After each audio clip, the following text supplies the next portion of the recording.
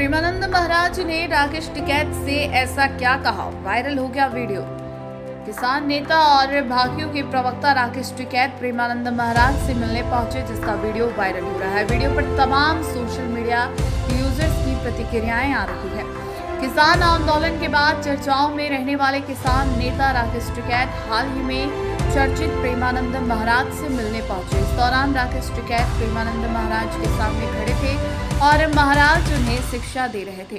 प्रेमानंद महाराज ने राकेश टिकैत से जो भी कुछ कहा, उसका वीडियो सोशल मीडिया पर खूब वायरल हो रहा है। वीडियो में प्रेमानंद महाराज ने किसान नेता राकेश टिकैत से कहा कि किसान के पक्ष में खड़े होकर सरकार से सुविधा दिलाना बहुत उत्तम काम है, लेकिन इसमें स्वार्थ की गंध नहीं होनी चाहिए। स्वार्थ में कपट होता है। अगर हम दूसरों के हित के लिए जान की बाजी लगा देंगे तो इस लोक और परलोक में भी मंगल होगा। आप किसानों के नेता है हमारे जी, किसान यूनियन है एक, उनके आप राकेश टिकैत जी, आपका नाम अभी बताया मेरे को। स्वागत है, बढ़िया।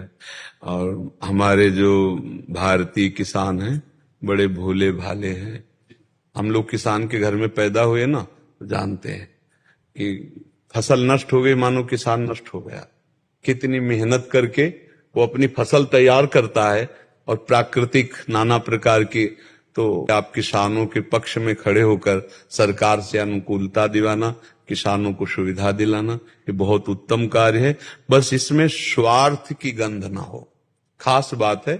अगर हम स्वार्थ में कपट होती कि हम बात आपकी प्रीता की कर रहे हैं, लेकिन उसमें मेरे स्वार्थ की पूर्ति की बात है, तो फिर वो परमार्थ नहीं रहेगा।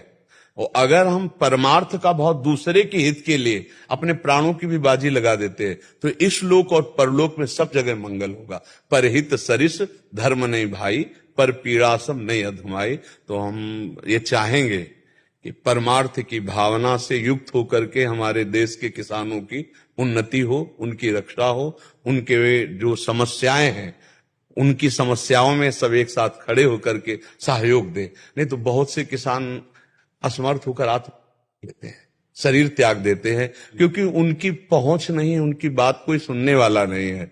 4 बीघा खेती उसी से तैयार किया, फसल नष्ट हो गई, तो अब वो सोचते हैं कि मेरे जीवन का अगर 4 सपोर्ट देने वाले हैं तो फिर आगामी वो उत्साह से युक्त हो जाएंगे।